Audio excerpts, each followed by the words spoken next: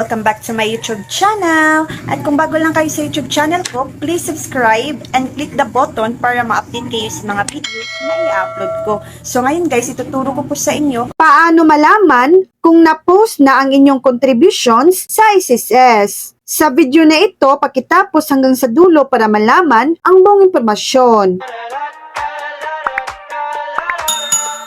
Una, my.sss account, mag-login lang po kayo sa sss.gov.ph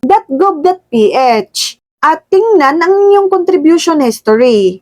Makikita nyo doon ang mga buwan na mayroon ng contribution. Pangalawa, SSS Mobile App. Kung naka-install na po kayo ng SSS Mobile App, pwede rin pong tingnan doon ang inyong contribution status. Pangatlo, SSS branch. Pumunta po kayo sa pinakamalapit na SSS branch at tingin ang inyong member data slip. Makikita rito ang lahat ng inyong naipon na contribution. So yan lang po ang latest update.